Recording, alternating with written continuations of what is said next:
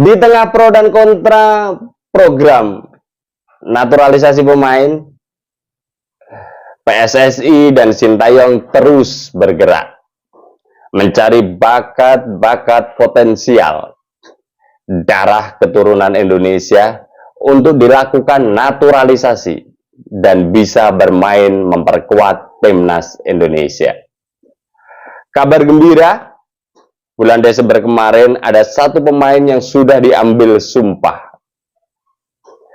Dia adalah Jay Itzes. Kita akan ulik lebih dalam siapa pemain ini dan bagaimana pemain ini bisa berkontribusi untuk timnas.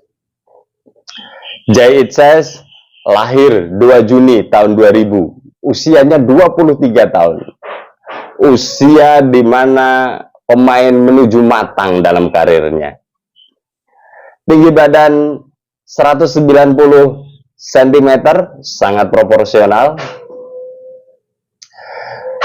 Jay Itzes bisa bermain multi position di area pertahanan. Dia bisa bermain di back tengah, bisa bermain untuk gelandang bertahan, bisa untuk bermain di gelandang, bisa untuk back kiri dan back kanan. Pemain tipikal seperti inilah yang disukai Sintayong. Pemain yang bisa bermain di berbagai macam posisi sesuai kebutuhan tim. Ya, dalam historinya saya bacakan, Jay Itzes, saya ambil 3 musim terakhir ya. Musim 2001-2022 bermain bersama Go Ahead Eagles, liga kasta tertinggi di Belanda.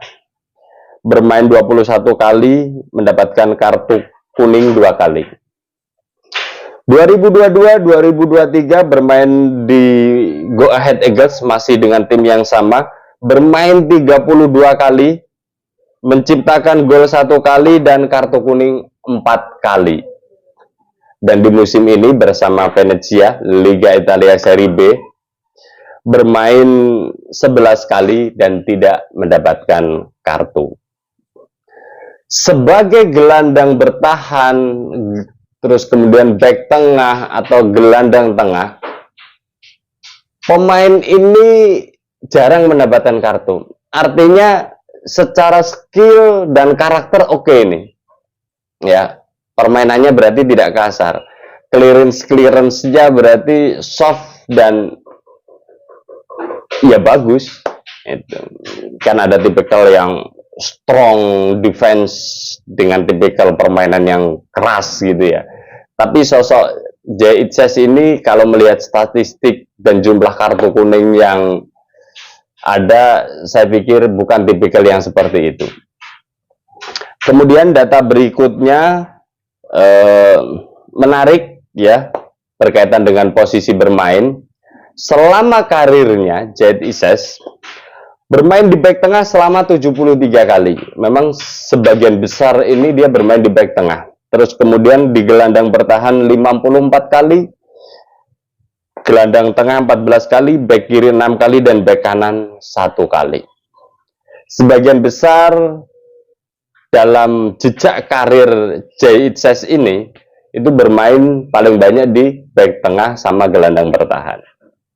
Dan ini akan memperkuat timnas. Sekali lagi, kita sudah punya beberapa pemain naturalisasi yang berada di gelandang bertahan maupun di back tengah. Dan ini akan menjadi opsi lagi bagi Sintayong.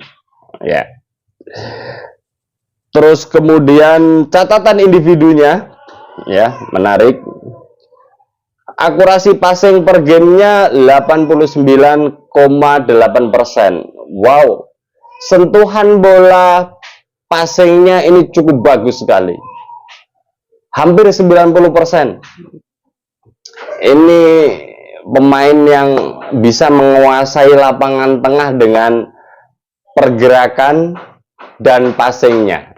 Ya, terus kemudian akurasi long ball-nya 37,5%, ya lebih rendah daripada akurasi passing-nya. Berarti memang tipikal ini adalah tipikal bola bawah. dalam proses build up serangan maupun clearance-nya. Ya. Terus kemudian akurasi crossing per gamenya 0, artinya tipikal pemain ini hampir tidak pernah menyisir ke sektor sayap. Ya, karena di dalam sejarah dia tidak pernah melakukan crossing ternyata.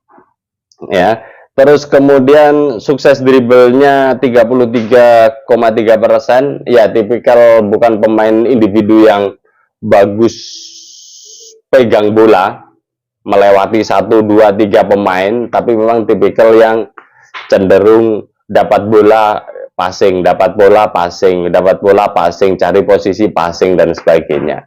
Dan ini juga sebenarnya karakter yang disukai Sintayong. Kalau kita melihat permainan Piala Asia kemarin, ya pola-pola ini yang diterapkan Sintayong. Jadi tidak banyak pegang bola, passing 1, 2, 1, 2, terus kemudian ada satu ketika pemain kita yang mencari ruang long ball masuk ke daerah pertahanan atau melakukan tusukan-tusukan melalui terobosan.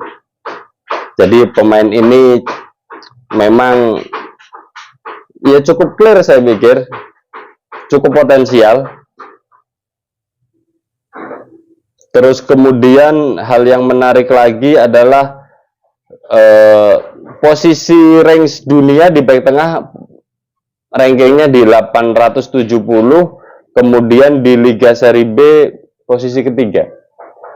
Artinya Jay Itzes ini di Serie B ya masuk jajaran pemain top di lini belakang, ya. Nah, sekarang apa yang bisa kita bahas tentang pemain ini?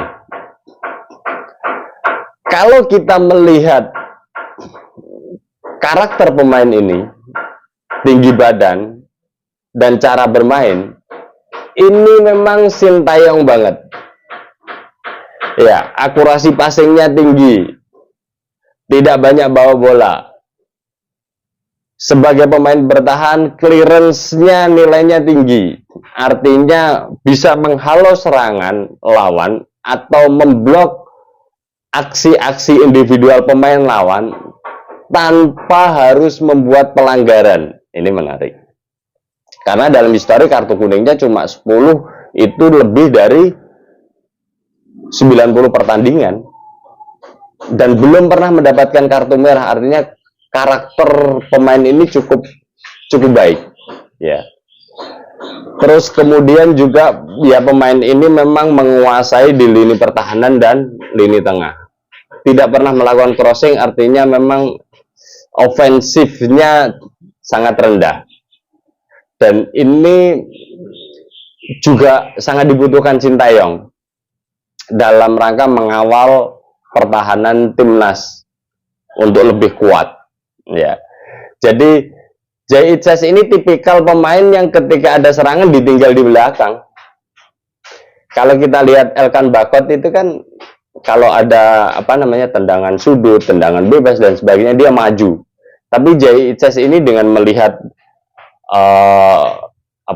profilnya ini, ya dia akan berada di jantung pertahanan kita, kemudian menjaga secara utuh dan tidak bermanuver ke depan. Ini. Dan yang menjadi menarik lagi, pemain ini sudah bisa dimainkan melawan Vietnam nanti. Update terbaru, pemain ini kan kemarin sempat sakit paru-paru lah ya. Dan ini sudah sembuh dan sudah bisa bermain untuk Venezia. Update terakhir adalah bermain full 90 menit, artinya tingkat kebugarannya sudah tinggi. Nah, kekuatan ini akan menambah sekali lagi. Merangkum video selanjutnya, saya membuat 5 hal penting yang membuat Indonesia bisa menang. Salah satunya adalah naturalisasi pemain. Dan Jay Itzes ini bisa menjadi amunisi tambahan buat Sintayong untuk mengawal garis pertahanan dan dengan pertahanan yang baik, saya pikir potensi melawan Vietnam ini sangat besar. Jadi Pak Erick Thohir, Sintayong, ya, ini pemain hebat, pemain keren, ya, bisa memperkuat timnas. Harapan saya, harapan kita semua, publik pecinta sepak bola Indonesia, bisa menyaksikan JICS pada pertandingan melawan Vietnam di Gelora Bung Karno. Kita lihat update-nya nanti, ya, pemain keren yang satu ini, dan jika ada kabar update-update terbaru tentang timnas, nanti kita akan ulas lebih dalam. Bersama saya Setia Uban, thanks for watching.